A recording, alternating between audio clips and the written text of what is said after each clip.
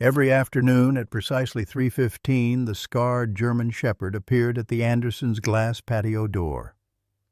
Eleanor Wilkins noticed it from her garden next door, how the dog would stand perfectly still, eyes fixed on little Lily playing inside.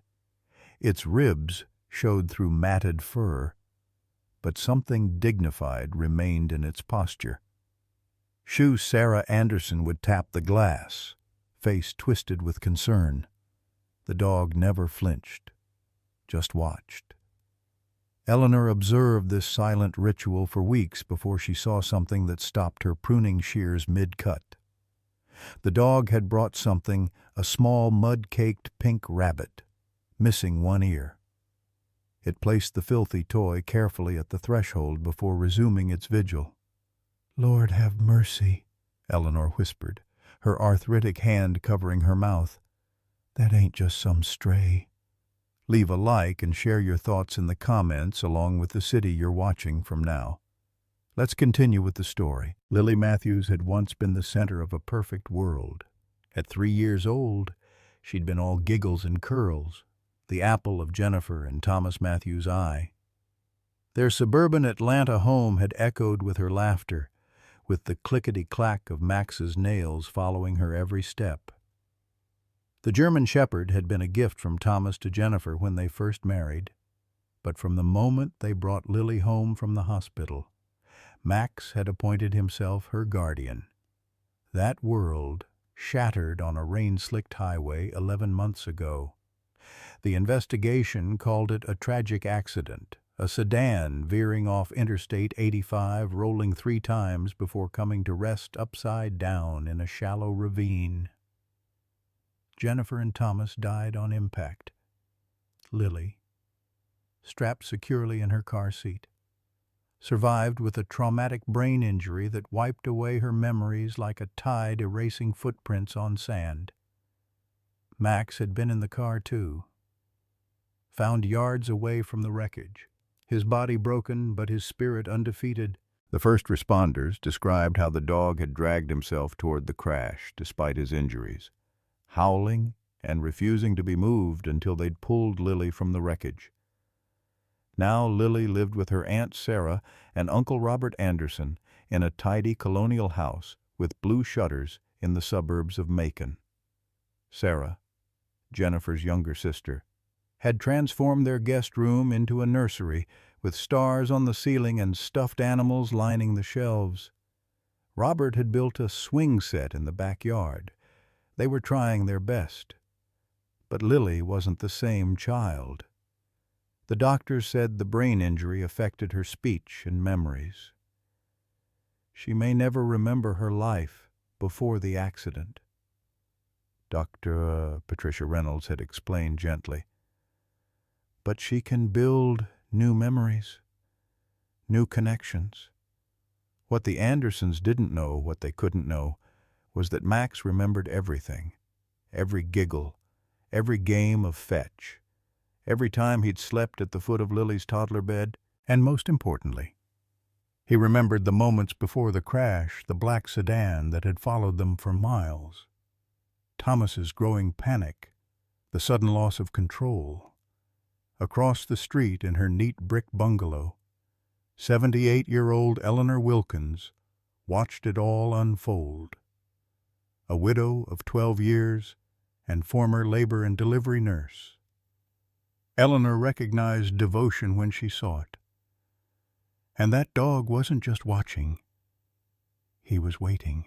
The first time Sarah Anderson truly noticed Max was during an unexpected summer thunderstorm. The rain came down in sheets, turning their manicured lawn into a small pond. Lightning cracked across the sky, followed immediately by a deafening boom that rattled the windows. Lily, who had been quietly stacking blocks on the living room floor, didn't react, another concerning sign to the doctors monitoring her progress. But outside, a long, mournful howl rose above the storm's fury, sending chills down Sarah's spine. "Robert," she called, peering through the streaming glass of the patio door. Is that dog out there again?" Robert appeared beside her, coffee mug in hand, squinting into the downpour. There, in the rain, stood the German shepherd, soaked to the bone, howling as though his heart would break. "Poor thing's terrified of the storm," Robert said, his voice softening. "Maybe we should let him in until it passes." Sarah shot him a look of disbelief. "We don't know anything about that dog. It could be dangerous, diseased. What if it bit Lily? It's been watching our house for weeks and hasn't shown a single sign of aggression." Robert argued. "Look at him, he's skin and bones." But Sarah was unmoved. The responsibility of raising her traumatized niece weighed heavily on her shoulders. She couldn't take risks. Not with Lily's safety. No strays in the house. That's final. The next morning, Robert discovered the dog had been sleeping under their back porch. A shallow depression in the dirt showed where he'd tried to stay dry. "I'm calling animal control," Sarah declared after breakfast, watching Lily methodically arranging her cereal pieces in a line rather than eating them. "That dog needs proper care, and we need peace of mind." "Wait," Robert said, kneeling to examine something half buried in the mud near the porch. He carefully extracted a worn leather collar, the tags caked with dirt.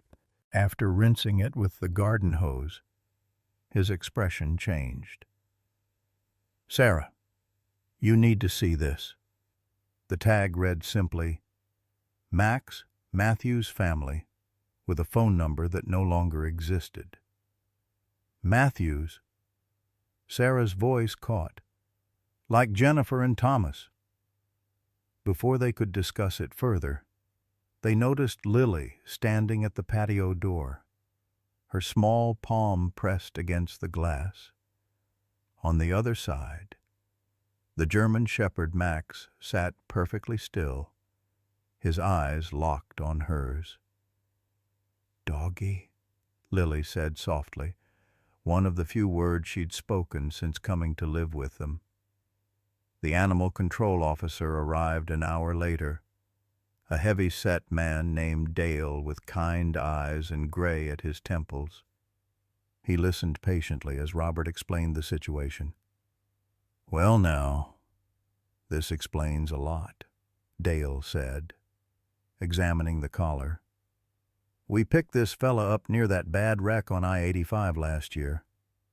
Worst shape I've ever seen a living dog, punctured lung, broken ribs, internal bleeding. It said we should put him down, but he just wouldn't quit." "You mean this is the dog that was with my sister's family?" Sarah asked, her hand unconsciously rising to her throat. Dale nodded solemnly. "After he healed up, and that took months, he escaped from the shelter. We figured he'd run off for good. Never expected he'd track down the little girl." "But how?" Robert wondered. "We're 30 miles from where Jennifer and Thomas lived. Dogs like this one German shepherd's, they've got abilities that'll make the hair on your neck stand up," Dale said, his voice dropping as if sharing a secret. "I've seen it before. Loyalty that defies explanation." As the adults talked, Lily had wandered back to the patio door. Max remained on the other side, his tail giving a single, tentative wag when she approached. That night, after Lily was asleep, Sarah pulled out a photo album she'd salvaged from Jennifer and Thomas's house. She hadn't had the heart to look at it since the accident. With trembling hands, she opened it to a page showing Lily as an infant, there in the background, alert and watchful. Sat the same German shepherd, now living under their porch. In another photo, Thomas held baby Lily while Max sat at his feet, gazing up adoringly at the tiny human. "He was their dog," Sarah whispered, tears welling in her eyes. "Their family dog." Robert placed a hand on her shoulder. He's the only living connection Lily has to her parents. Sarah closed the album, her practical nature reasserting itself. It doesn't matter. We can't keep a stray dog, especially one that size. What if he turns aggressive? What if he hurts her? What if he's exactly what she needs? Robert countered gently. Outside, rain began to fall again, and under the porch, Max curled into a tight ball, his body positioned toward the house where his girls slept, keeping watch through yet another long night. Despite Sarah's reservations, Animal Control didn't take Max away that day. Dale had made a few calls, confirmed the dog's history with the Matthews family, and suggested they think about it for a few days. Sometimes fate has its reasons, he'd said with the cryptic wisdom of a man who'd seen too much to dismiss the inexplicable. But 3 days later, after Max growled at the mailman, Sarah had enough. She called Animal Control again, and this time they came with a catch pole and a transport crate. "I'm sorry," she told Robert, who watched with a troubled expression as they loaded Max into the van. "It's just too much risk with Lily." Lily had been napping during the removal, sparing them her reaction. But when she woke and went to her usual spot by the patio door, her face fell at the empty yard. For an hour, she sat pressing her little hand against the glass, waiting. That night, Robert found himself unable to sleep, troubled by the memory of Max's resigned expression as they'd taken him away not fighting, just looking back at the house, as if memorizing it. He knew that dog, Robert told Sarah as they lay in bed. Lily recognized him somehow, even with her memory issues. "We don't know that," Sarah replied, though uncertainty had crept into her voice. "Dr. Reynolds said she probably won't recover memories from before the accident. But what if some part of her remembers? What if Max could help her?" The conversation ended in a stalemate, as most of their discussions about Lily's care did. Sarah's caution against Robert's intuition, both motivated by love, both leaving them exhausted. The next morning, Mrs. Wilkins appeared at their door with a basket of muffins and concern etched on her weathered face. "That poor creature showed up at my back step this morning," she announced without preamble. "Thinner than a rail and favoring his left side something awful. Max escaped." Robert couldn't hide the note of admiration in his voice. "Climbed a 6-foot fence, according to the shelter when I called them," Mrs. Wilkins said, settling herself at their kitchen table uninvited. "They said not to bother bringing him back, said he'd just escape again. Animals know where they belong, and that dog belongs here." Sarah felt cornered. "Mrs. Wilkins, we can't just—" "Now you listen here, young lady," the older woman interrupted, suddenly all steel beneath her grandmotherly exterior. "I've lived 80 years come September, and I know devotion when I see it. That dog ain't dangerous. He's on a mission." As if summoned by their conversation, a scratching came at the back door. Lily, who had been listlessly pushing cereal around her bowl, perked up instantly. "Doggy," she said, sliding from her chair and toddling toward the sound. Before Sarah could stop her, Robert was already opening the door. There stood Max, panting heavily, his coat matted and dirty from his journey back to them. In his mouth, he carried something a small child's shoe, pink with glitter stars. "That's Lily's," Sarah whispered. recognizing it from the accident report photos. From the crash. Max gently placed the shoe at Lily's feet, then sat back, his intelligent eyes moving between the adults as if gauging their reaction. "Well, I'll be," Mrs. Wilkins murmured. "He's bringing her things back to her." Lily picked up the shoe, turning it over in her small hands with unusual focus. For a moment, a shadow crossed her face, something like confusion or the faintest glimmer of recognition. The moment was interrupted by the arrival of an unfamiliar black sedan pulling into their driveway. A tall man in an expensive suit emerged, briefcase in hand. "That's James Whitaker," Sarah explained to Mrs. Wilkins. "Thomas's business partner. He's been helping with Lily's trust fund and the estate issues." At the mention of the name, Max's demeanor changed instantly. His hackles rose, a low growl rumbling in his chest as he positioned himself between Lily and the approaching visitor. "Max." "No." Sarah moved to grab the dog's collar, but Robert held her back. "Wait," he said quietly. "Look at him." Max wasn't lunging or barking wildly as an aggressive dog might. He stood perfectly still, every muscle tensed, his eyes locked on the approaching man with an intensity that was unmistakable. James Whitaker stopped short at the sight of the dog. Something flickered across his face. Recognition. Fear. It was gone in an instant, replaced by his usual smooth smile. "I see. You've acquired a pet?" he remarked, keeping his distance. "I wasn't aware you were dog people." "We're not," Sarah began, but Robert cut her off. "He was Jennifer and Thomas's dog," Robert explained, watching Whitaker carefully. "He found his way to us." Whitaker's smile tightened almost imperceptibly. "How unusual."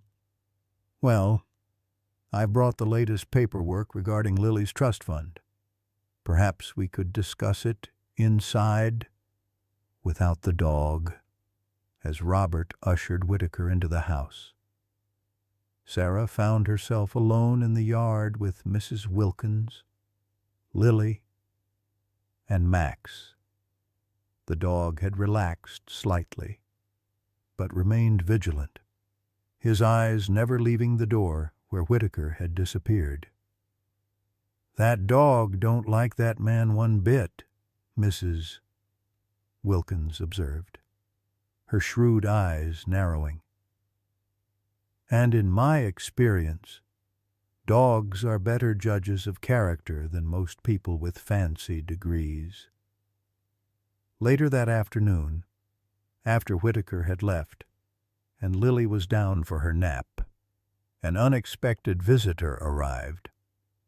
Detective Michael Carson was a steady presence in the months following the accident. Thorough, compassionate, and, Sarah had sometimes thought, troubled by something he couldn't quite put his finger on. "I heard you found the Matthews dog," he said after the preliminaries, accepting the coffee Sarah offered. "Word gets around," he added with a small smile at her surprised expression. "He found us, actually," Robert corrected. "Broke out of the shelter to get here." Something in Carson's expression sharpened. "The shelter on Oak Street, the one with the 8-foot chain-link perimeter." Robert nodded. "That's interesting," Carson said, in a tone that suggested it was more than merely interesting. "Mrs. Anderson, Mr. Anderson, I don't want to alarm you, but there's something you should know. The investigation into your sister's accident was never officially closed." Sarah felt her chest tighten. "What do you mean?" "We were told it was an accident Bad weather. Poor visibility. Carson set down his coffee cup. It was ruled an accident. Yes, but I had some concerns about the physical evidence that never quite added up. The brake lines on the Matthews car showed signs that might be consistent with tampering. Tampering? Robert's voice was barely above a whisper. You mean someone cut their brakes? I couldn't prove it, Carson said carefully. There wasn't enough evidence to keep the investigation open, but I've never been fully convinced. He paused, glancing toward the backyard where Max lay in the shade, his eyes fixed on the house. And now this dog shows up. After all this time. What does Max have to do with it? Sarah asked. Animals remember, Carson said simply. And sometimes they're the only witnesses we have. Detective Carson's revelation left the Andersons reeling. The possibility that Jennifer and Thomas's deaths weren't an accident changed everything and nothing. Lily still needed their care. Their daily routines still demanded attention. And Max still appeared at the glass door every afternoon at precisely 3:15. After much debate, Sarah reluctantly agreed to let Max stay, but with conditions. He could remain in the fenced backyard with a proper doghouse Robert hastily constructed from materials at the local hardware store. Max was not to be alone with Lily, and at the first sign of aggression, he would be gone. I still don't understand why you're so set against him, Robert said one evening as they watched Max through the kitchen window. The dog lay in the grass, his head on his paws, eyes fixed on the house. He's been nothing but gentle. Sarah wrapped her arms around herself. It's not that simple. Every time I look at him, I see Jennifer and Thomas, I see what we lost, and I'm terrified of losing Lily too. Robert pulled her close. Max lost them too, Sarah, and somehow he found his way to the only piece of them that's left. The next morning, Sarah woke to find Lily's bed empty. Panic seized her as she rushed through the house, calling the child's name. She found Robert already in the backyard, standing motionless by the doghouse. Lily was curled up against Max's side, her small body nestled in his fur, both of them fast asleep in the early morning light. Somehow, she had managed to unlock the patio door and make her way outside during the night. She's been sleepwalking, Sarah whispered, her heart still pounding. Dr. Reynolds said it might happen as her brain processes trauma. Robert nodded, unwilling to disturb the peaceful scene. Look at him. Sarah, he's protecting her. And it was true, even in sleep. Max's body curved around Lily like a shield, his nose touching her shoulder, ready to wake at the slightest disturbance.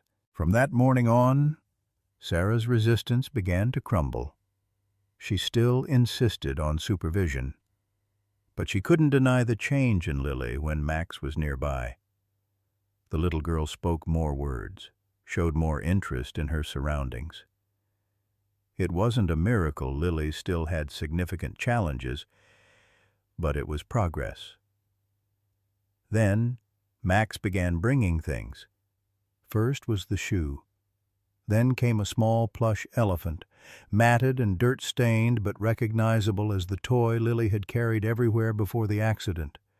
A child's book with teeth marks on the corner. A blue hair ribbon. Where is he finding these things?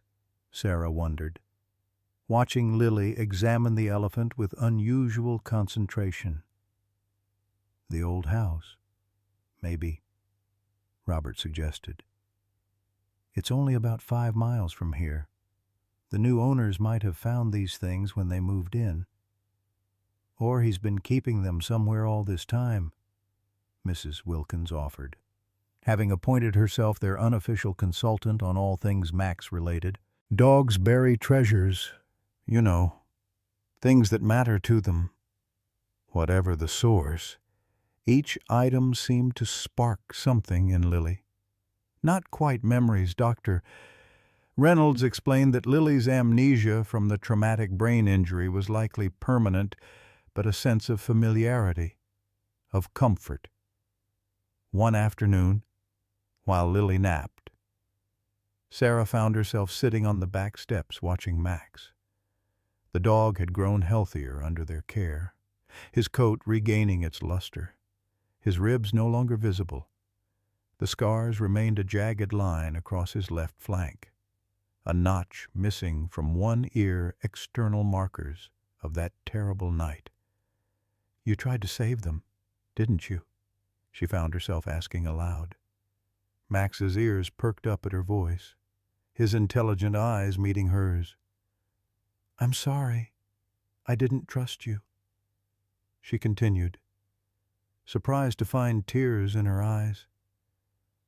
"I was so scared of losing her, too." As if understanding, Max rose and approached cautiously, stopping a respectful distance away. After a moment's hesitation, Sarah extended her hand.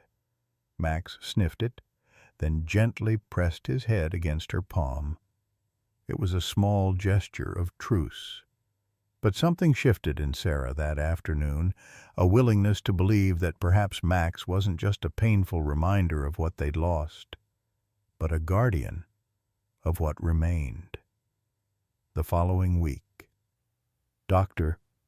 Patricia Reynolds made a home visit to check on Lily's progress.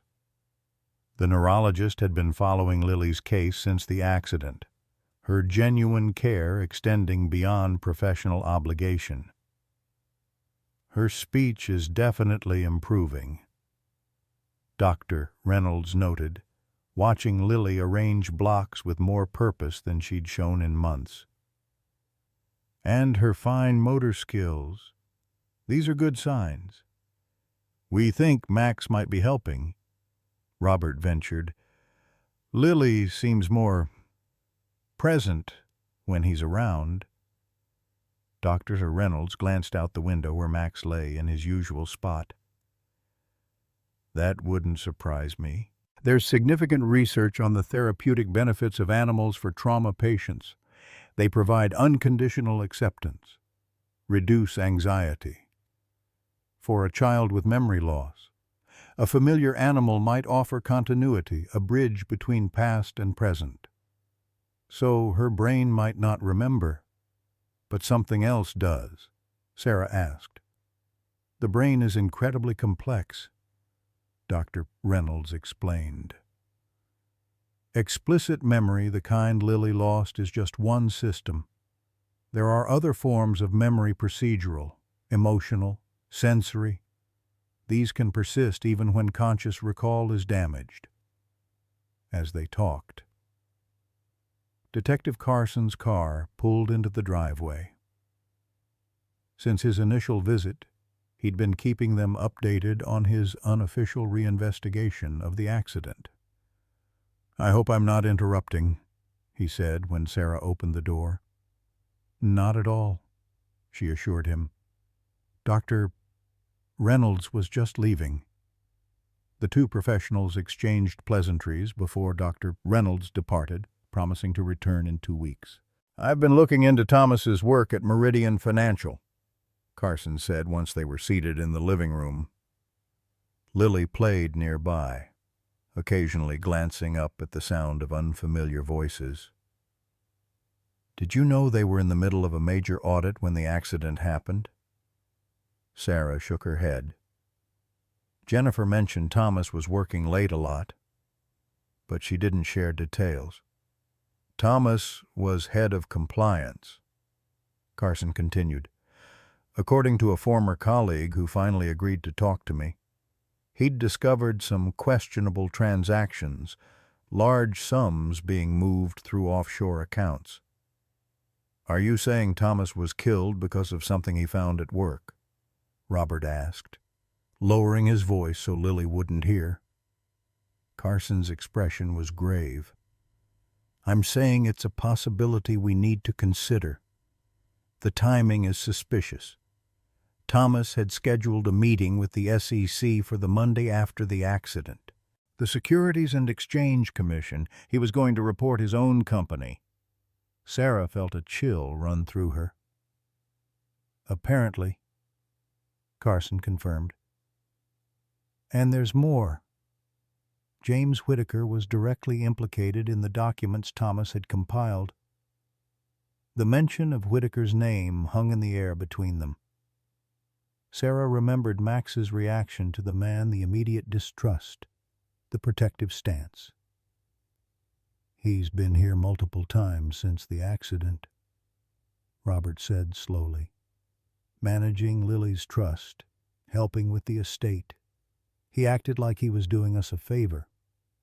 "He was keeping tabs on you," Carson corrected, "and on Lily. If Thomas documented the fraud and those documents weren't all destroyed in the crash, Lily would inherit everything of her parents," Sarah finished, "including any evidence against James." Outside, Max began to bark, an unusual occurrence that drew their attention. Through the window, they saw James Whitaker's black sedan pulling into the driveway. "That's him now," Robert said unnecessarily. "The coincidence too perfect to be comfortable." "Let me handle this," Carson said, rising to his feet. "Don't let on that we suspect anything." The conversation with Whitaker was brief and superficial. He'd brought more paperwork regarding Lily's trust fund forms that needed signing, investments that needed approval. Throughout the exchange, Max remained at the patio door, watching silently, his body tense. After Whitaker left, Carson examined the documents with a critical eye. "He's gradually transferring control of Lily's assets to himself," he explained. "These clauses here, they give him increasing authority as her financial guardian." "But we're her legal guardians," Sarah protested. "For her person, yes, but financial guardianship can be separate. And these documents," Carson held up the papers Whitaker had left, "are designed to blur that line." That night, after Lily was asleep, Sarah found herself drawn to the boxes of Jennifer and Thomas's belongings they'd stored in the attic. She hadn't had the emotional strength to sort through them before, but now she moved with purpose, searching for anything that might contain the evidence Thomas had gathered. In a box marked Thomas Office, she found a laptop she didn't recognize. It was older, scratched, not the sleek model Thomas used for work. When she brought it downstairs and showed Robert, his eyebrows rose. "A backup system," he guessed. Thomas always was careful with data. The laptop was password protected. Of course. They tried obvious combinations: Jennifer's birthday, their anniversary, Lily's name, without success. "We'll need professional help with this," Carson said when they called him. "I know someone discreet. In the meantime, keep it hidden and don't mention it to anyone, especially Whitaker." Days passed with an increasing sense of unease. Sarah noticed unfamiliar cars driving slowly past their house. The landline rang with hang-up calls. And Max, ever vigilant, began sleeping directly beneath Lily's window rather than in his doghouse. Mrs. Wilkins noticed the changes, too. "Something's coming to a head," she observed one afternoon while sharing tea with Sarah. "That dog knows it. Hasn't taken his eyes off this house for 3 days straight." "I'm afraid," Sarah admitted. "For Lily, for all of us. Fear's natural when you're protecting something precious," Mrs. Wilkins said. her weathered hand covering Sarah's. "But you're not alone in this fight. Remember that." As if to prove the point, Max chose that moment to approach the patio door, something clutched gently in his mouth. When Sarah opened the door, he dropped a small object at her feet, a USB drive on a keychain shaped like a lighthouse. Sandbridge Beach. Sarah read the inscription. They vacationed there every summer. It was Thomas's favorite place. When Carson arrived that evening to collect the laptop, Sarah showed him the USB drive as well. His face lit up with cautious hope. This could be exactly what we need. If Thomas backed up his evidence. How would Max know to bring it now? Robert wondered. Carson didn't have an answer for that, but Mrs. Wilkins did. When they related the story to her the next day. "Animals sense things changing before we do," she said simply. "Storms coming, earthquakes, danger. Been that way since Noah's time. That dog knows you need help, so he's bringing everything he can find." The real breakthrough came unexpectedly, through Lily herself. During her therapy session with Dr. Reynolds, she was drawing pictures, simple scribbles mostly, appropriate for her developmental regression following the trauma. But one drawing caught the doctor's attention, a rough circle with lines radiating from it. "What's this?" "Lily," Dr. Reynolds asked gently. Lily looked up, her expression unusually focused. "Bad man," she said clearly. "Car go boom." Dr. Reynolds kept her reaction neutral, but later she shared the interaction with Sarah and Robert. "It could be nothing," she cautioned. Children with trauma often incorporate elements of their experience into play, even without explicit memory. Or it could be a memory surfacing, Robert suggested. "She was there, in the car." "Either way," Dr. Reynolds said, "it's significant that she's processing it in some form. Just be careful not to lead her or suggest details. If memories are returning, they need to emerge naturally." That night, Lily had her first major nightmare since coming to live with them. Her screams woke the household, sending Sarah and Robert rushing to her room. They found her tangled in her sheets, eyes wide with terror. "Bad man hurt Mommy and Daddy," she sobbed as Sarah gathered her close. "Max tried to help." Over Lily's head, Sarah and Robert exchanged alarmed glances. This was more than a child's confused dreams.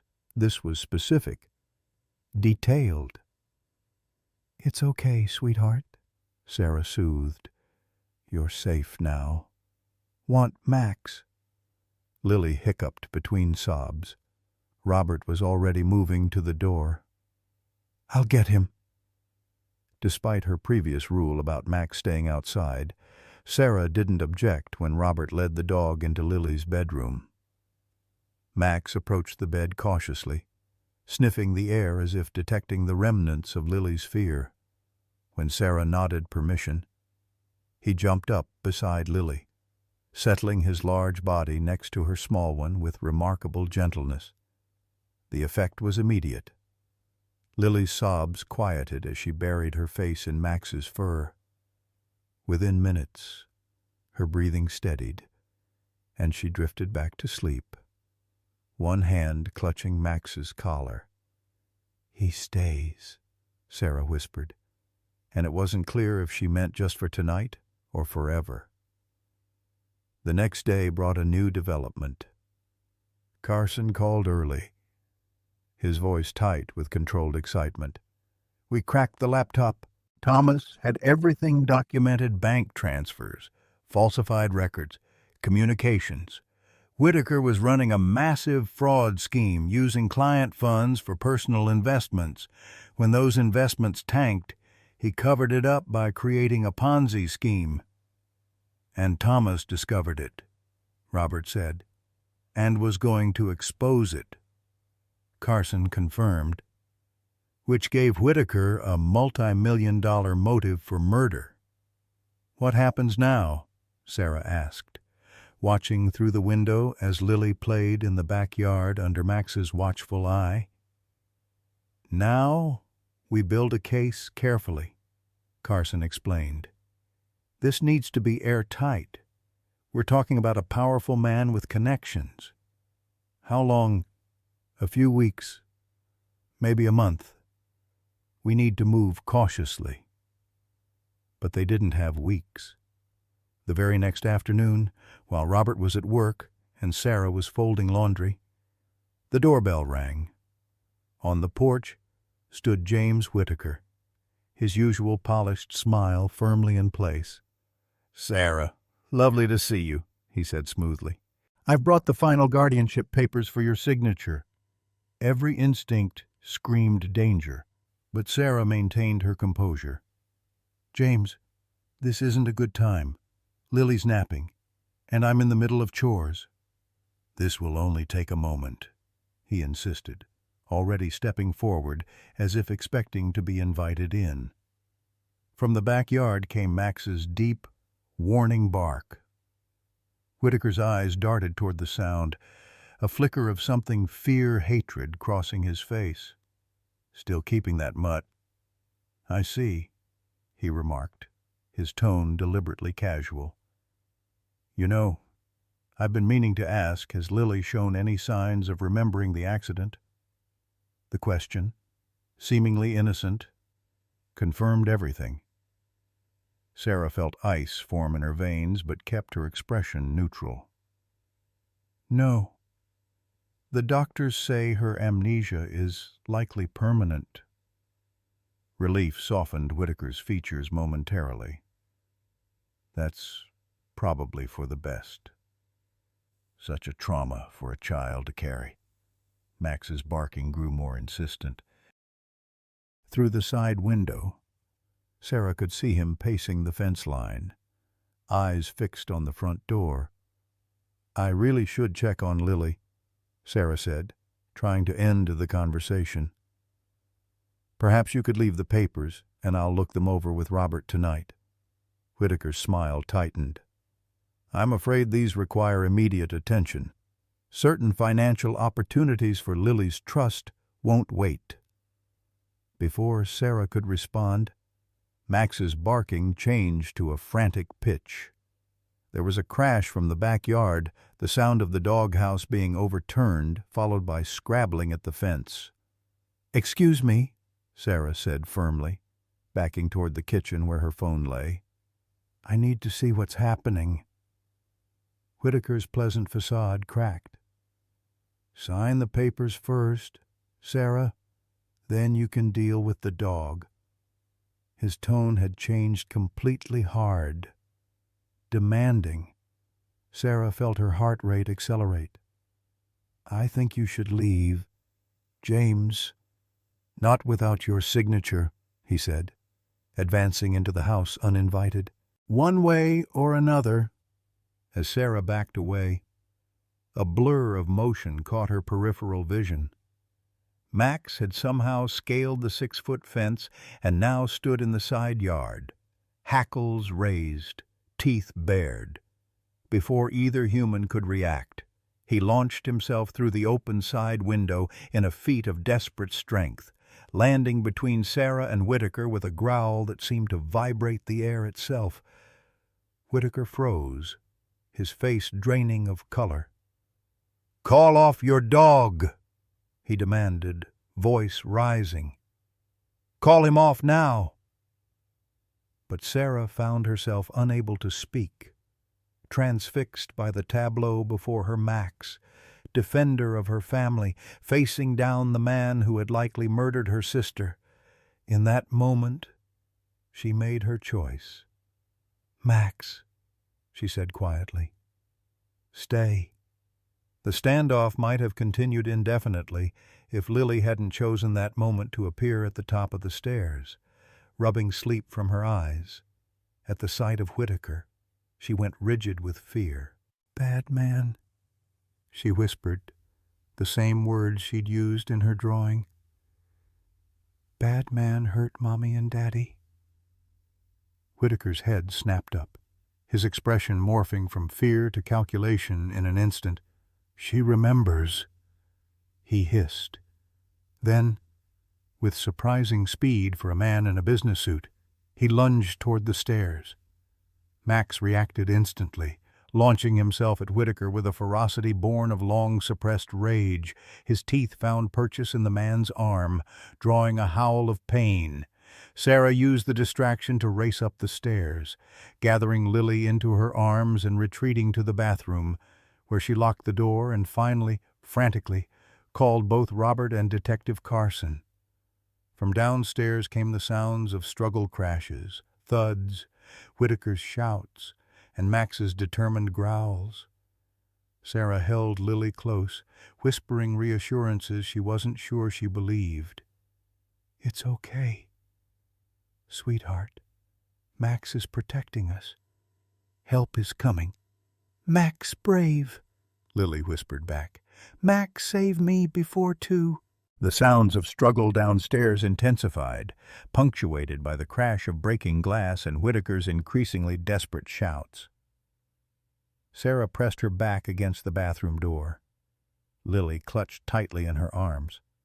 Her phone pressed to her ear as the 911 dispatcher assured her that help was on the way. "Police and your husband have been notified, ma'am," the dispatcher said calmly. "Stay where you are until officers arrive." Lily trembled against Sarah's chest, her small hands fisted in her aunt's shirt. "Max hurt?" she asked, her voice small but surprisingly clear. "I don't know, sweetie," Sarah answered honestly, "but Max is very brave and very strong." A particularly loud crash from below made them both jump. Then, ominously, silence fell. Sarah strained to hear any sound that might tell her what was happening. The absence of Max's growls sent a chill through her body. Had Whitaker hurt him? Was he now coming up the stairs to find them? The sound of splintering wood answered her question. Whitaker was trying to break down the bathroom door. "I know you're in there." "Sarah," his voice came, eerily controlled despite the situation. "This doesn't have to get worse. Just give me the girl and any documents Thomas might have left her." "The police are coming, James," Sarah called back, trying to keep her voice steady for Lily's sake. "It's over." "It's not over until I say it's over," he snarled, ramming the door again. "Do you have any idea what's at stake? Millions? And I'm not going to prison because some self-righteous accountant decided to play hero." Each impact made the door shudder. Sarah glanced frantically around the small bathroom, looking for anything she could use as a weapon. Her eyes fell on the heavy ceramic lid of the toilet tank. Setting Lily in the bathtub, she whispered, "Stay down, honey, don't move." "What?" With strength born of desperation, Sarah lifted the heavy lid just as another impact sent cracks spiderwebbing through the door panel. "Sarah."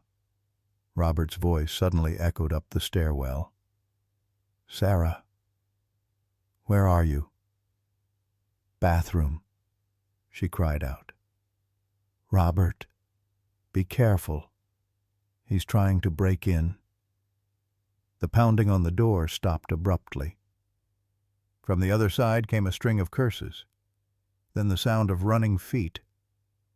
"He's coming downstairs," Sarah warned. What followed was a confusion of shouts, thuds, and the unmistakable sound of a struggle. Sarah wanted desperately to help, but her first duty was to protect Lily. She stayed positioned in front of the bathtub, tank lid still clutched in white-knuckled hands, listening to the chaos below. Then came a sound that made her blood run cold, a gunshot, followed by Robert's agonized cry.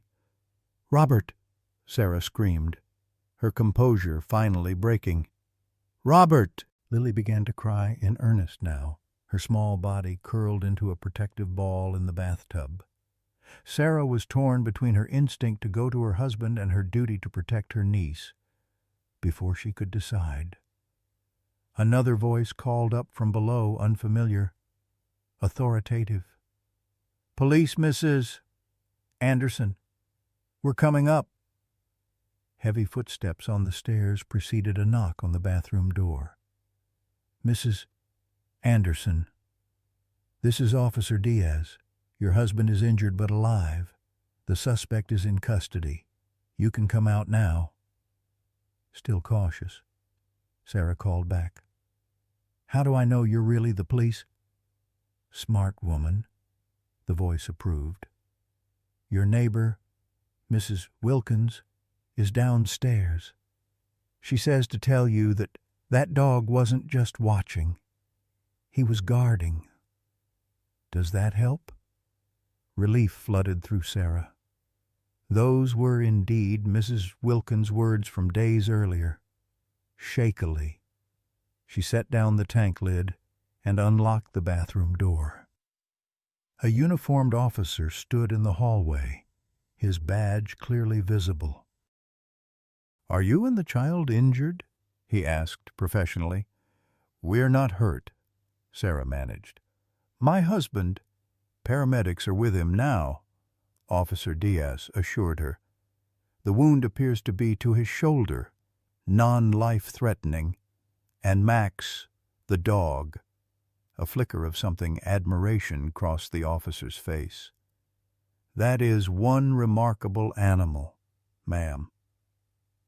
He kept the suspect pinned in a corner until we arrived, despite sustaining injuries himself. Animal Control is here to transport him to an emergency vet.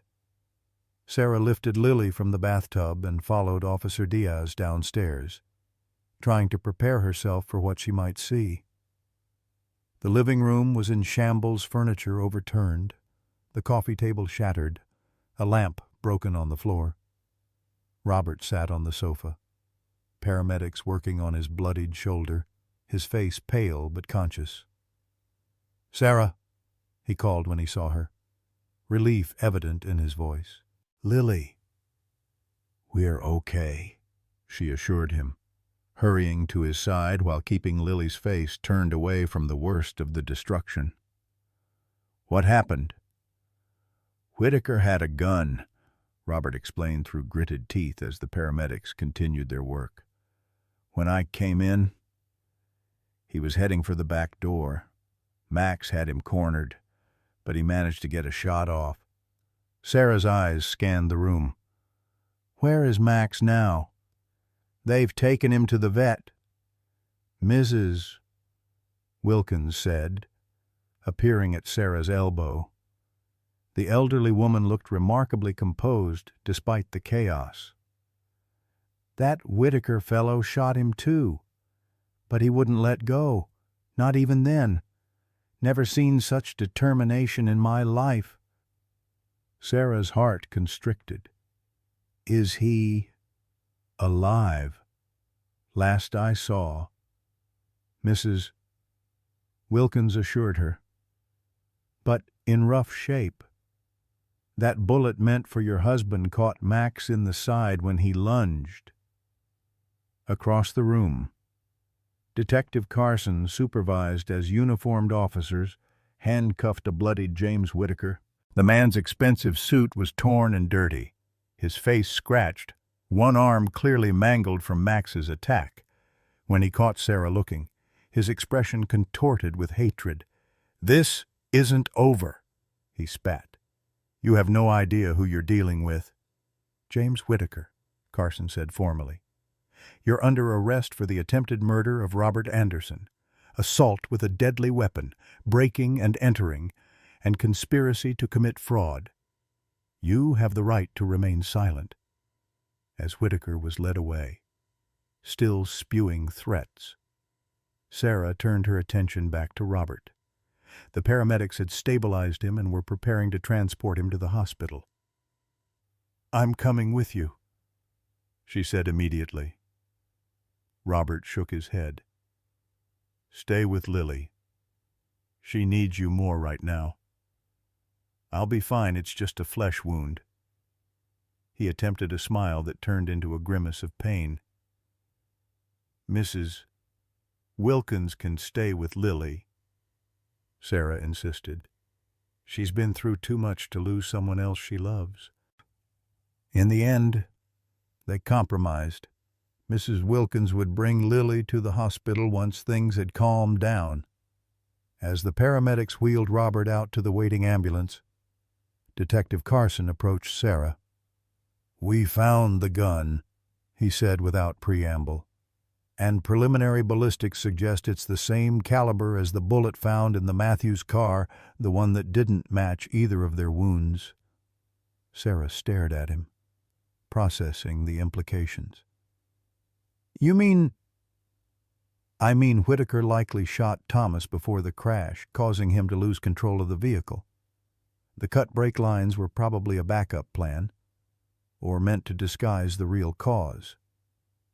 The confirmation that her sister and brother-in-law had indeed been murdered, not victims of a tragic accident, hit Sarah with physical force. She swayed on her feet, and Carson quickly guided her to a chair. "I know this is overwhelming," he said gently, "but there's more. When we searched Whitaker, we found documents in his pocket, guardianship papers with your forged signature, authorizing him to take Lily today. He wasn't just after the evidence anymore. He was planning to take Lily." A wave of nausea washed over Sarah. If Max hadn't been there, if he hadn't somehow known— "The dog saved her life," she whispered. "Again." Carson nodded grimly. "It appears so, and potentially yours, and your husband's as well." Outside, thunder rumbled, a summer storm brewing, matching the tumult of emotions inside Sarah. "I need to see Max," she said suddenly, standing up. "Where did they take him?" "Valley Emergency Animal Hospital," Carson replied. "But, Mrs. Anderson, you should probably—" "I need to see him," she repeated firmly. "He saved my family, twice.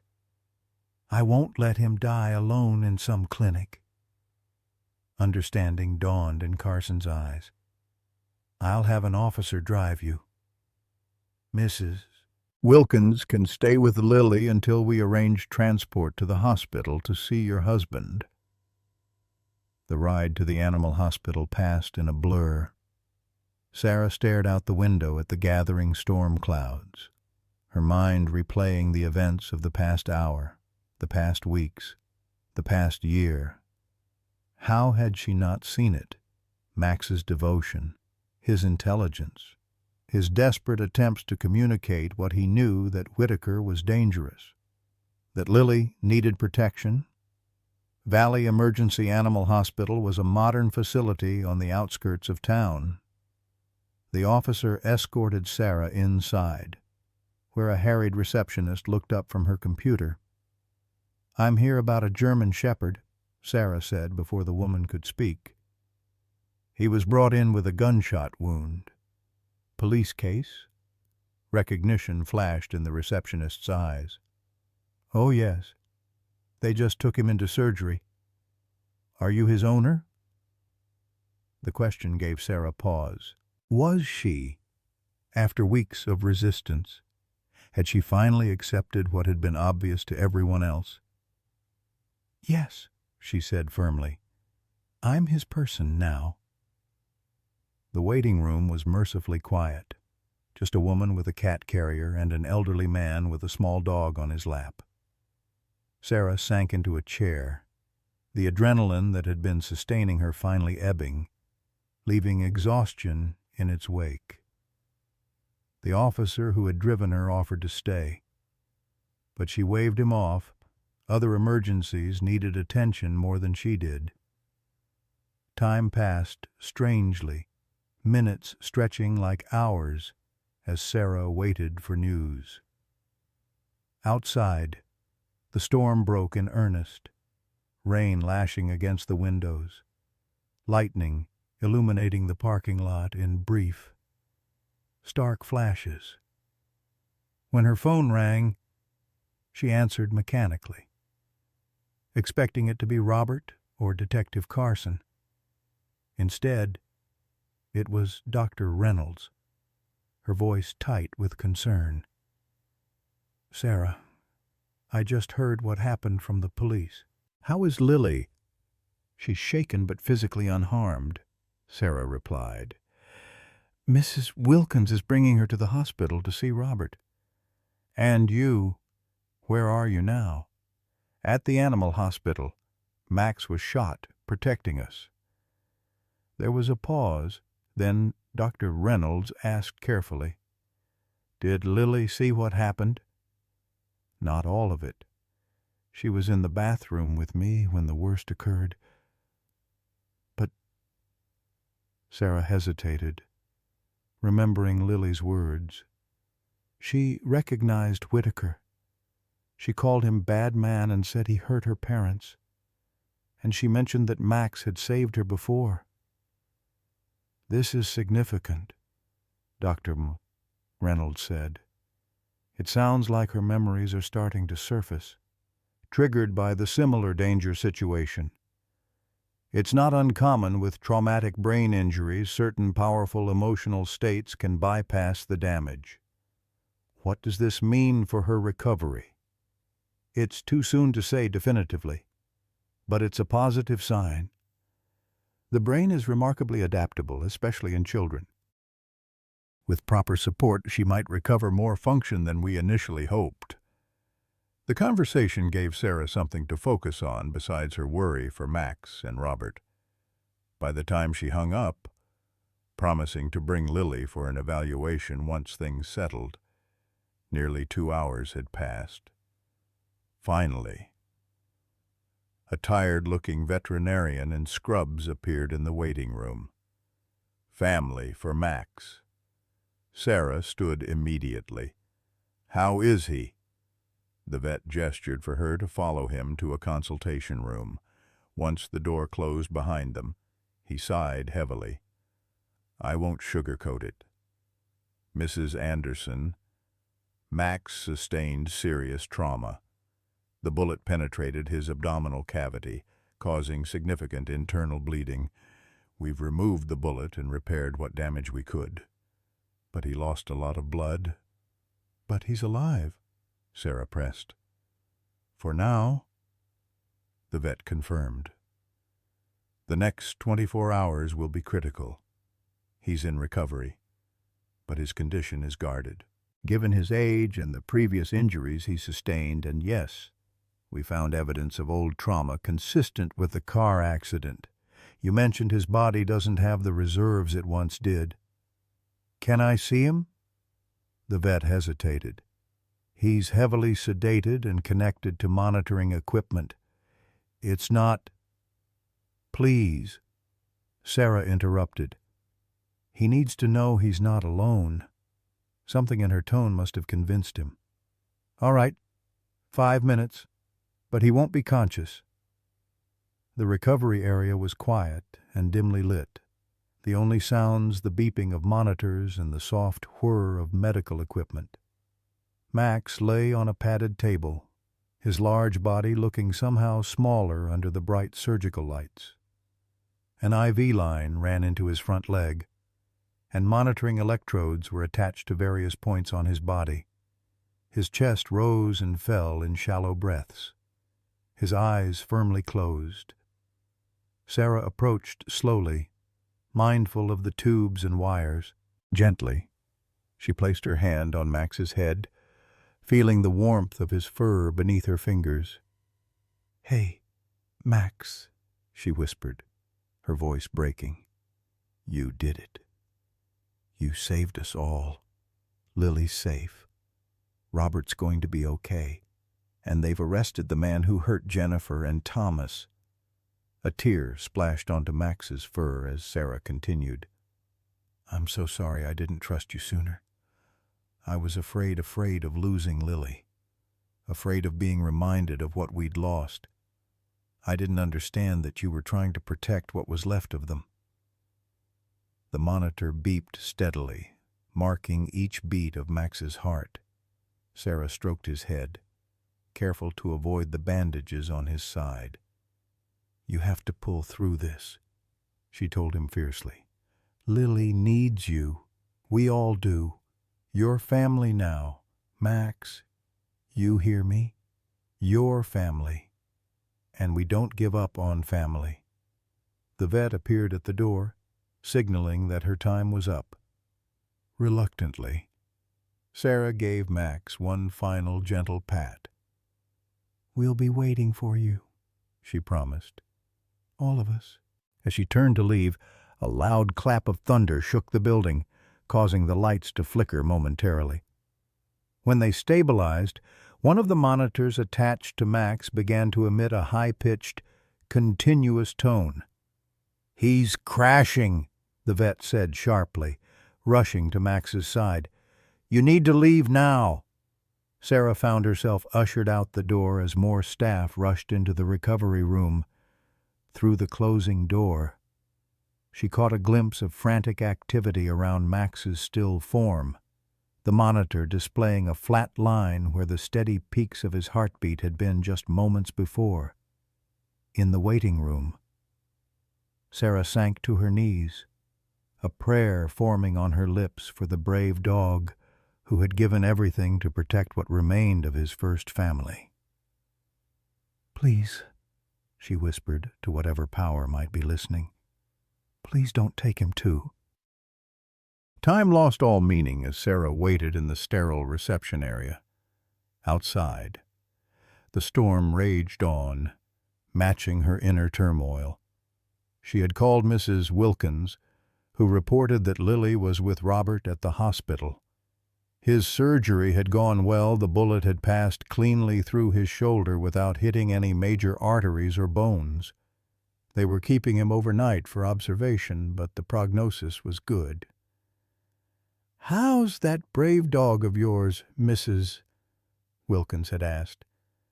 Sarah couldn't bring herself to answer truthfully. "They're working on him," was all she managed before changing the subject. Nearly an hour passed before the veterinarian reappeared, his scrubs now rumpled and stained. Sarah rose to her feet, searching his face for any sign of hope. "We got him back," the vet said without preamble, his exhaustion evident. It was touch and go for a while. His heart stopped for nearly 2 minutes, but we were able to resuscitate him. Relief flooded through Sarah so intensely that her knees weakened. She gripped the back of a chair to steady herself. "So he's going to be okay." The vet's expression sobered. "I wish I could say yes definitively. Mrs. Anderson, we've stabilized him for now, but he's not out of the woods. The cardiac arrest may have caused additional complications, potential brain damage from oxygen deprivation, stress on his already compromised system, and there's still the risk of infection or internal bleeding we might have missed." "What are his chances?" Sarah forced herself to ask. "Honestly, 50-50 at best. The next 12 hours will tell us more. We'll keep him sedated and monitored overnight." Sarah nodded, absorbing the information. "I need to go to the hospital to see my husband and niece, but I'll be back first thing in the morning." The vet gave her his card with the emergency number. "Call any time for updates. Someone will be monitoring him constantly." As Sarah turned to leave, the vet added, "Mrs. Anderson, for what it's worth, I've been doing this job for 20 years, and I've never seen a dog with more fight in him. Whatever he's been through, Whatever he's protecting, it must be pretty special. It is, Sarah whispered. He is. The hospital was a blur of fluorescent lights and antiseptic smells. Sarah found Robert's room easily, guided by a kind nurse who had been briefed on the family's situation. Despite the late hour, Lily was still awake, curled against Robert's uninjured side on the narrow hospital bed. Mrs. Wilkins dozed in a chair by the window, her chin resting on her chest. "Sarah." Robert's face lit up with relief when she entered.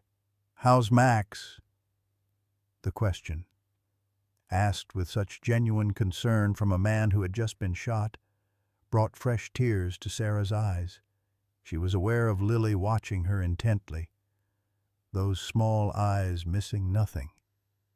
"He's holding on," Sarah said carefully, mindful of Lily's presence. "The doctors are doing everything they can." "Max sick?"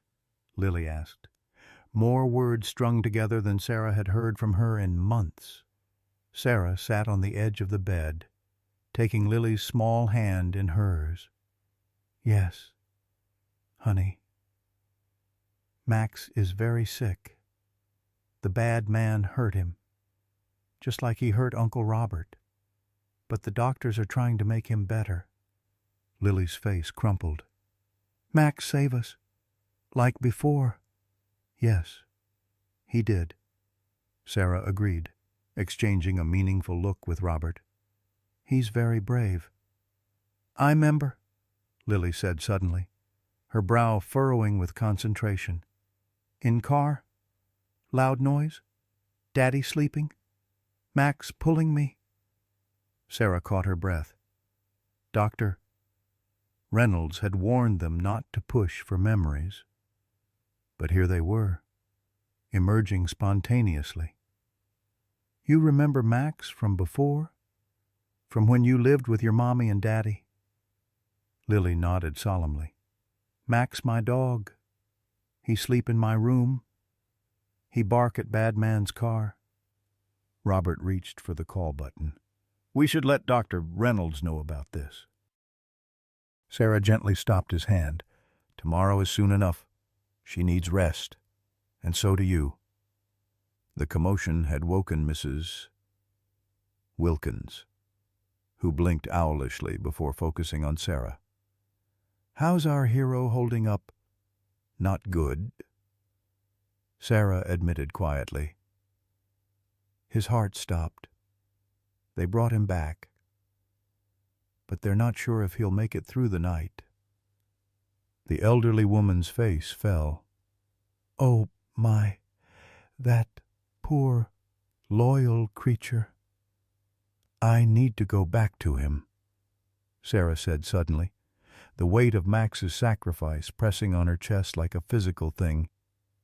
"He shouldn't be alone." "You need rest too," Robert argued gently. "You've been through a trauma." "I can't rest knowing he's fighting for his life alone," Sarah insisted. "Not after everything he's done for us for Lily." Mrs. Wilkins stood up, smoothing her wrinkled skirt. "I'll stay with Robert and Lily. You go be with that dog. He needs his family now as much as we needed him earlier." Decision made, Sarah kissed Robert and hugged Lily, promising to return in the morning. As she turned to leave, Lily called out, her voice stronger than Sarah had heard in months. "Tell Max I love him. Tell him come home." The simple request, delivered with a child's earnestness, nearly undid Sarah completely. "I will, sweetheart. I promise." The storm had passed by the time Sarah returned to the animal hospital, leaving behind puddles that reflected the parking lot lights in shimmering pools. The night receptionist recognized her immediately and led her back to the intensive care unit where Max had been moved. He lay in a large kennel, still connected to monitoring equipment, his massive form dwarfing the space. An oxygen line ran to his nostrils, and multiple IV bags hung from a stand beside him. He looked impossibly vulnerable, this dog, who had faced down a murderer without hesitation. A young veterinary technician looked up from her charting. "You're his owner, Doctor. Mercer said you might come back." "How is he?" Sarah asked, her eyes fixed on Max's still form. The tech's expression was professional but kind. "No change, which is actually good news at this point. His vitals are stable, but he hasn't shown signs of waking up yet." "Can I sit with him?" "Of course. Talk to him. Hearing a familiar voice can sometimes help. I'll be right outside if you need anything." Left alone with Max. Sarah pulled a stool next to his kennel and reached through the bars to place her hand on his shoulder. His fur was warm, his chest rising and falling with shallow but regular breaths. "Hey, Max," she said softly. "I'm back. Robert's going to be fine thanks to you. And Lily," her voice caught, "Lily asked me to tell you she loves you and wants you to come home. She remembers you. Max, she remembers how you tried to save her in the car." Sarah's tears fell freely now, dropping onto her hand where it rested on Max's fur. "I was so wrong about you. I was afraid of loving anything connected to Jennifer and Thomas because it hurt too much. But you never gave up on Lily, and I won't give up on you." Through the night, Sarah maintained her vigil. Occasionally, a technician would come in to check Max's vitals or adjust his medication. Once, Dr. Mercer himself appeared, surprised but approving of her presence. "Talk to him," he encouraged. Dogs respond to familiar voices, especially ones they've bonded with. So Sarah talked. She told Max about Lily's progress, about their plans for the future, about the doghouse Robert would build in the backyard, a proper one this time, insulated for winter.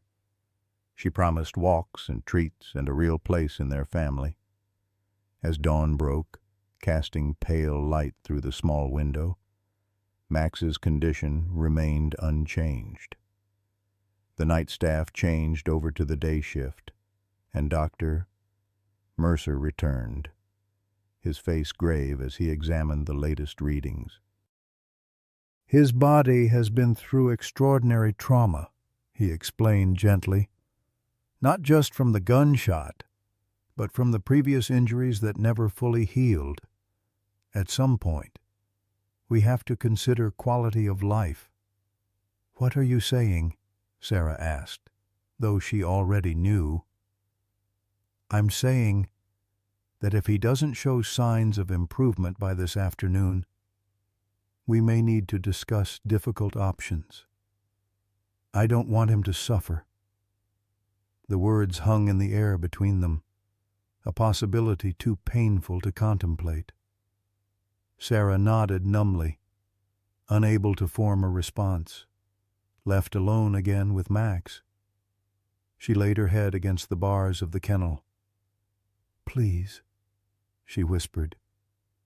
"Please, don't leave us now. We need you. Lily needs you." Outside, the morning traffic began to build, the world continuing its normal rhythm despite the drama unfolding within these walls.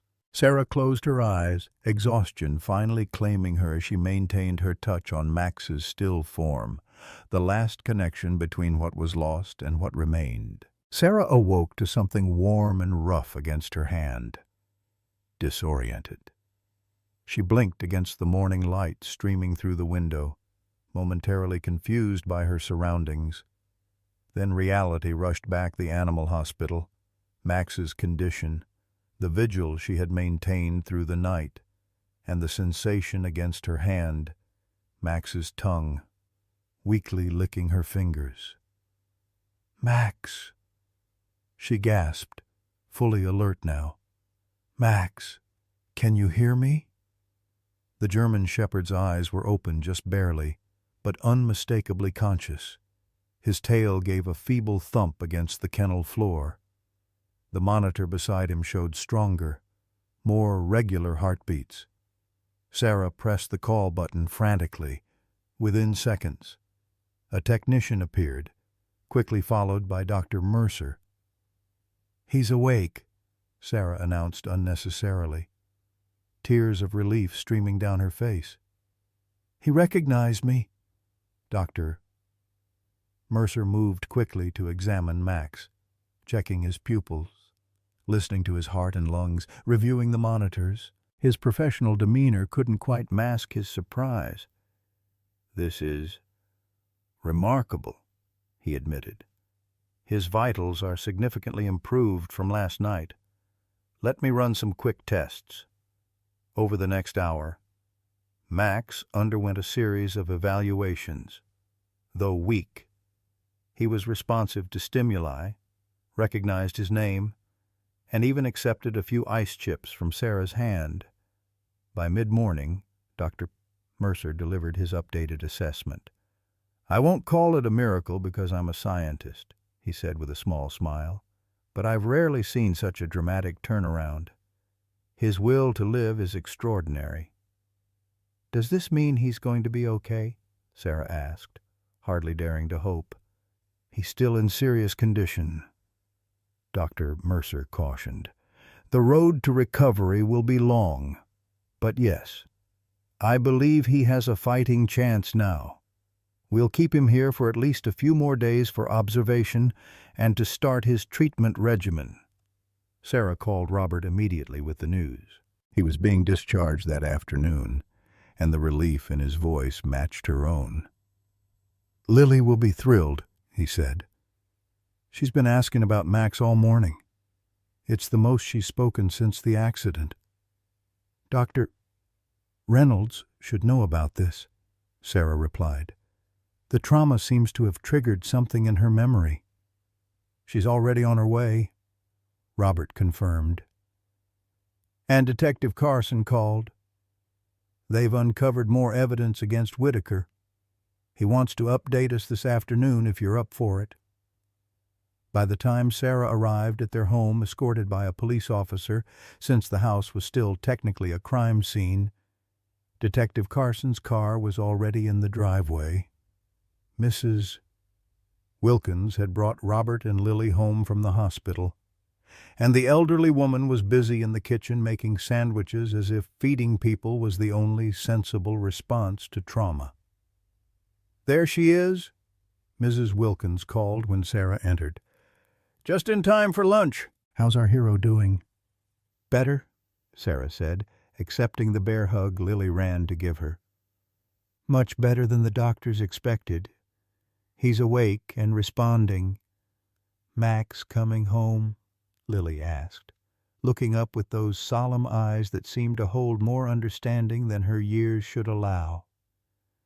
"Not yet, sweetheart. He needs to stay at the animal hospital for a few more days, but soon." Detective Carson waited until they had settled around the kitchen table before sharing his updates. The living room was still in disarray from the previous day's violence. Though someone, probably Mrs. Wilkins, had swept up the broken glass and righted the overturned furniture. "We've been working through the night," Carson began, accepting a sandwich with a grateful nod to Mrs. Wilkins. "The evidence we recovered from Thomas's laptop and the USB drive has been invaluable. It's not just fraud, it's a massive Ponzi scheme affecting hundreds of investors, totaling nearly $50 million. "And Whitaker was behind it all?" Robert asked, his arm in a sling but his color much improved from the previous day. Carson nodded grimly. "He was the architect, though he had accomplices within Meridian Financial. We're bringing them in as we speak. But there's more." He hesitated, glancing at Lily, who was contentedly arranging carrot sticks into patterns on her plate. "Perhaps we should discuss this later." Sarah understood his concern but shook her head. "Dr. Reynolds believes Lily's memories are returning. Shielding her from the truth may do more harm than good at this point." As if on cue, the doorbell rang, announcing the arrival of Dr. Reynolds herself. The neurologist greeted everyone warmly, paying special attention to Lily, who surprised them all by giving the doctor a small wave of recognition. "I understand there have been some significant developments," Dr. Reynolds said once she'd been brought up to speed on Max's condition, "both medically and in the investigation." Carson nodded. "We've confirmed that the Matthews deaths were definitely homicide. Forensic analysis of the car wreckage revealed that Thomas was shot before the crash, a detail that was missed in the initial investigation because of the extensive damage to the bodies." Sarah felt her stomach clench, but she forced herself to remain calm for Lily's sake. "And the brake lines? Cut, as we suspected. A backup plan to ensure the crash would be fatal." Carson's expression was apologetic. "I'm sorry to be discussing this in such detail, but it's important for the case." "We need to know the truth," Robert said firmly, his good arm around Sarah's shoulders. Carson continued, "Based on the evidence from Thomas's files and Whitaker's own records, which we seized yesterday, we've pieced together what happened. Thomas discovered the fraud during a routine compliance audit. Rather than confronting Whitaker directly, he gathered evidence quietly over several months, documenting everything. When he had enough proof, he scheduled the meeting with the SEC. But Whitaker found out," Sarah guessed. "Yes. We believe he hacked Thomas's email or had someone at the office monitoring his communications. Once he knew Thomas was going to the authorities, he planned the accident." Lily, who had been quietly playing with her food, suddenly spoke up. "Bad man followed us. Daddy was scared." All eyes turned to the little girl. Dr. Reynolds leaned forward slightly, her expression professional but gentle. "You remember that?" Lily nodded solemnly. "In car, Daddy said, 'Hold tight,' loud bang. Car went fast. Mommy screamed." Her small face scrunched with the effort of retrieving these buried memories. "Then upside down, dark, wet, Max pulled me." Dr. Reynolds exchanged a significant look with Sarah before asking, "What did Max do?" "Lily bit my dress. Pulled me out window. Hurt his leg." Lily pointed to her side, approximately where Max's old injury had scarred. "Bad man came back. Max growled. Bad man ran away." The adults sat in stunned silence. Dr. Reynolds was the first to recover, her clinical training taking over. "Lily, you're doing so well remembering. Can I ask you some more questions about that day?" Lily nodded, seemingly relieved to finally share what had been locked inside her injured brain. Over the next hour, with Dr. Reynolds guiding the conversation carefully, Lily revealed fragments of memory that created a chilling picture. Thomas had noticed they were being followed and tried to outrun the pursuer. The first shot had come through the rear window, striking Thomas. The car had swerved off the road and rolled multiple times before coming to rest upside down in a ravine. Jennifer and Thomas had died on impact. But Lily, secured in her car seat, had survived the initial crash. And Max, though injured himself, had somehow freed her from the wreckage by pulling her through a broken window. He had dragged her a safe distance from the leaking vehicle, which explained why first responders had found her several yards from the crash site. Most chilling of all, Whitaker had returned to the scene, presumably to ensure there were no survivors.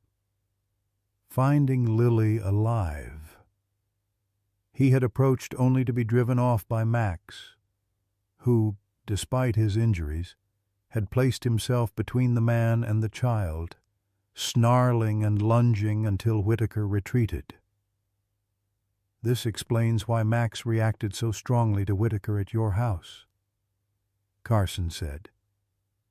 He recognized him as the threat from that night. And why he's been so protective of Lily, Robert added. He wasn't just watching her through the glass. He was guarding her from a threat he knew was still out there. Dr. Reynolds was making notes, her expression thoughtful. This is an extraordinary case of memory recovery triggered by similar circumstances.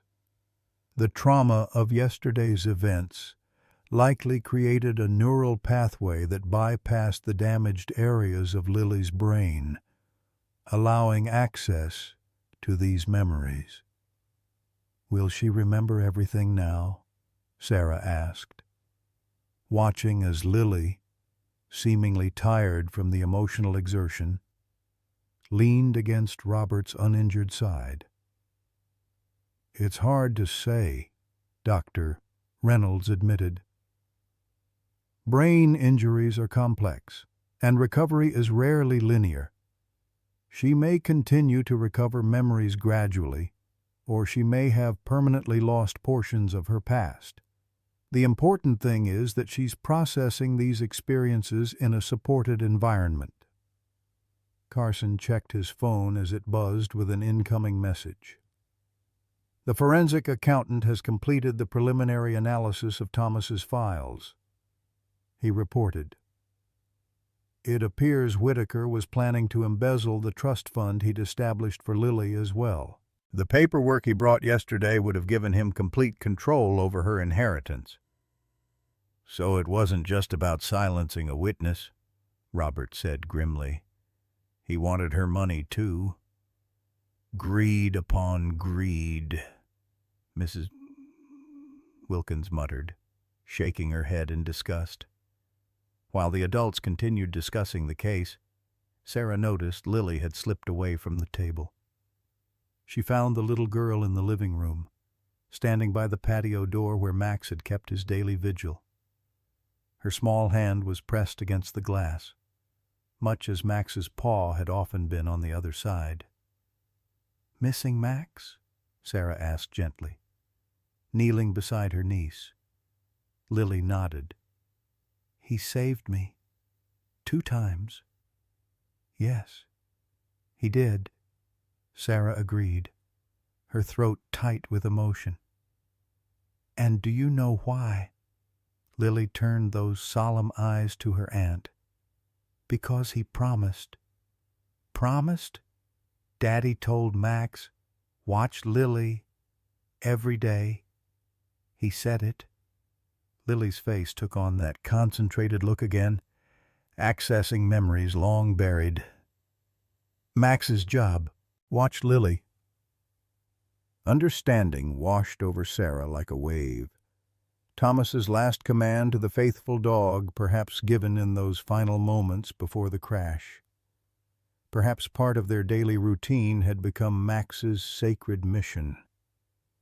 For a year, he had been trying to fulfill that promise.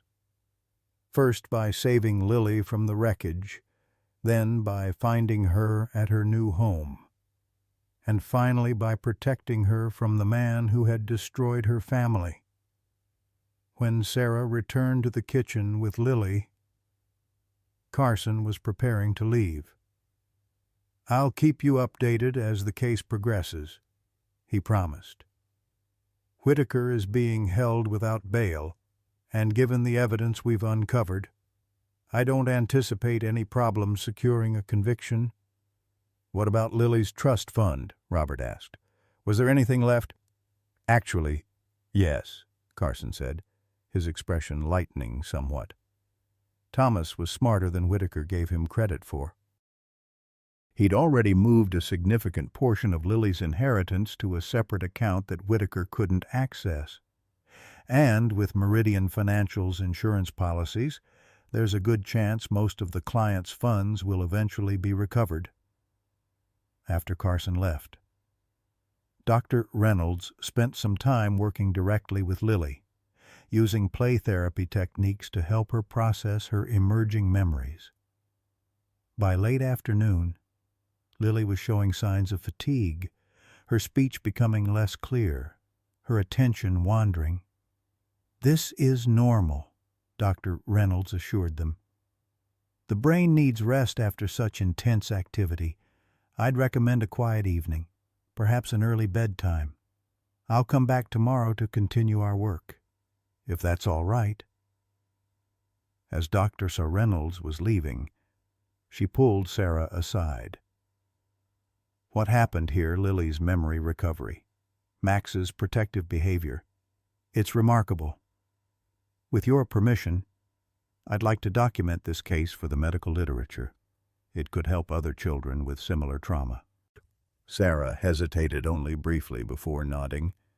"If it will help others, yes, but I'd like to read it before publication." "Of course," Dr. Reynolds agreed. And Sarah, "That dog deserves a medal. In all my years working with trauma victims, I've never seen such devotion." That evening, with Lily asleep and Robert resting comfortably, Sarah called the animal hospital for an update on Max. To her delight, the report was cautiously optimistic. Max had eaten a small amount of food, his vital signs continued to improve, and if progress continued at this rate, he might be able to come home in as little as 3 or 4 days. As she hung up the phone, Sarah gazed out at the patio door where Max had kept his vigil for so many weeks. For the first time, she noticed what she had been too preoccupied to see before: small scratches at the bottom of the glass, where Max's paws had pressed day after day, trying to reach the little girl he had sworn to protect. "He's coming home soon," she whispered to the empty space. "You kept your promise. Now it's our turn to keep ours." 6 months later, the Anderson home was transformed. Gone were the pristine furnishings and careful arrangements that had characterized their life before. In their place was the controlled chaos of a family, truly living toys scattered across the living room floor, a basket of dog supplies by the back door, and photographs everywhere.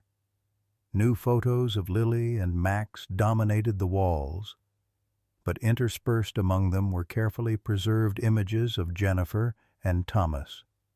Sarah had finally found the courage to display them, understanding that remembering was not the same as being trapped in grief.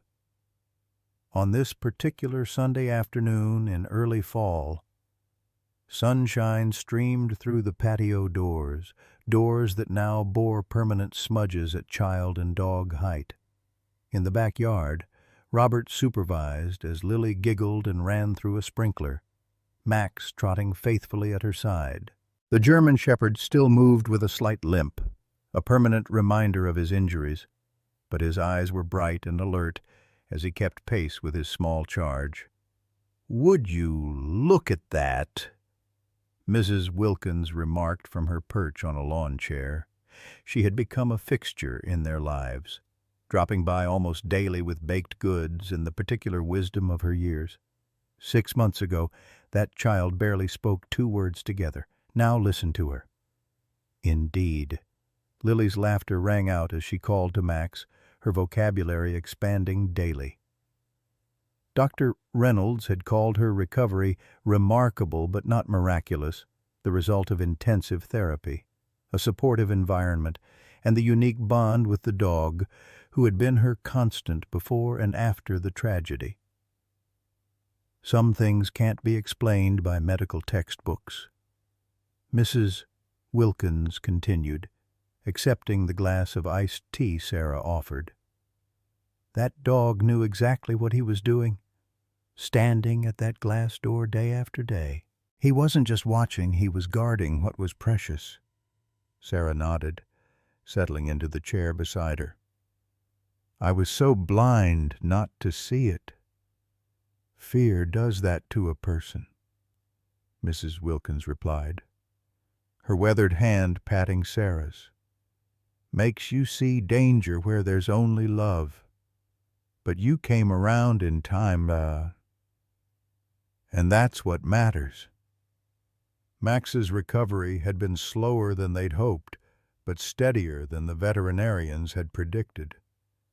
After a week in the animal hospital, he'd come home to a hero's welcome. Lily had made him a construction paper crown, and Robert had built a special ramp to help him navigate the porch steps while his strength returned. Each day brought small improvements. The first time Max managed to climb the stairs to sleep outside Lily's bedroom. Sarah had found them both the next morning, Lily on the floor with her blanket, curled against Max's side, both sleeping peacefully. The trial of James Whitaker had proceeded swiftly, the evidence against him overwhelming. He had been sentenced to life imprisonment without parole for the murders of Jennifer and Thomas Matthews, as well as the attempted murder of Robert Anderson. His financial crimes had resulted in additional decades of sentences that he would never live to serve. More importantly for the Anderson family, the publicity surrounding the case had led to a foundation established in Jennifer and Thomas's names, a non-profit dedicated to supporting children who had lost parents to violent crime. The foundation's logo, designed by Robert, featured a silhouette of a German shepherd standing guard beside a child. As for Lily's inheritance, Carson's prediction had proven correct. Thomas's foresight had preserved the bulk of her trust fund, ensuring her financial security well into adulthood. Sarah and Robert had established a separate fund as well, this one to cover Max's medical expenses for the rest of his life. An acknowledgment of the debt they could never fully repay. "Mail's here," Robert called, coming around the side of the house with a stack of envelopes. "Looks like the adoption papers finally arrived." Sarah took the official-looking envelope, her heart quickening. Though Lily had been living with them for over a year, the legal formalities had taken time, especially with the complications of the criminal case. Now, at last, Lily would be officially their daughter, though in their hearts she already was. "We should celebrate," Mrs. Wilkins declared. "I'll make my special peach cobbler. Lord knows that child deserves something sweet after all she's been through." As if sensing the importance of the moment, Max appeared at the patio door, Lily riding triumphantly on his back, a new trick they had developed during his recovery, one that the veterinarian grudgingly approved as unorthodox physical therapy. "Look, Aunt Sarah Max is a horse," Lily announced, her damp hair clinging to her forehead, her smile wide and unguarded. "I see that," Sarah laughed, opening the door to admit the unlikely pair. "Careful with his side.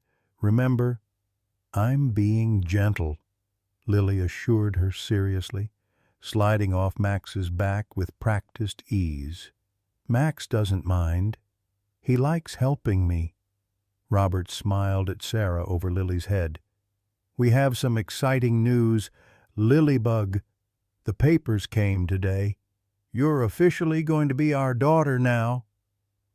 Lily considered this information with the thoughtful expression that had become characteristic since her memories began returning.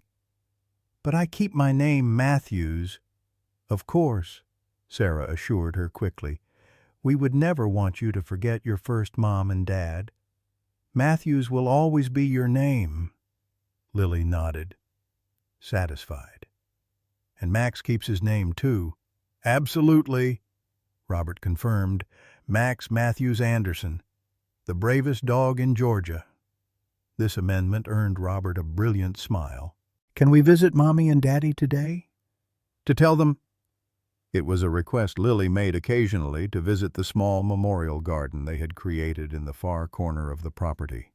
Not a grave site, but a peaceful place with a bench and flowering shrubs, where pictures of Jennifer and Thomas sat protected in weatherproof frames. "Of course we can," Sarah said. "Maybe Mrs. Wilkins would like to join us." The elderly woman nodded, her eyes suspiciously bright. "I'd be honored." As they gathered in the memorial garden later that afternoon, Sarah watched as Lily carefully arranged fresh flowers in the small vases flanking her parents' photographs. Max sat beside her, his posture alert but relaxed, his mission evolved but not ended. "Mommy? Daddy?" Lily said with childish formality. "I got 'dopted today, but I'm still your Lily, too." She patted Max's head. "Max kept his promise. He watched me, just like you said." In the gentle autumn light, with the breeze rustling through the leaves, Sarah felt a sense of peace that had eluded her since Jennifer's death. The broken pieces of their family had been reformed into something new, not a replacement for what was lost, but a testament to the resilience of love. As they walked back to the house, Max trotting ahead with Lily. Mrs. Wilkins linked her arm through Sarah's.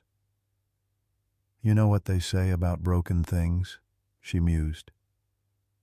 "Sometimes when they get put back together, the cracks get filled with gold, makes them more precious than before." Sarah watched as Max paused at the patio door, no longer separated from his girl by glass, no longer standing guard alone. "Yes," she agreed softly. "I believe they do." Folks, this story of Max and little Lily reminds us that loyalty doesn't need words to be understood. In our golden years, when we've seen enough of life to know what matters, we recognize that sometimes the most profound guardians come with 4 paws and a heart bigger than their body, like Mrs. Wilkins said. That dog wasn't just watching, he was guarding. Isn't that what we all want to do for our grandchildren? Our families to stand watch, even when others don't understand our purpose. Max's unwavering devotion mirrors the best parts of our generation persistence despite pain, showing up day after day when it would be easier to walk away. And Sarah's journey from fear to acceptance reflects our own struggles with change and loss.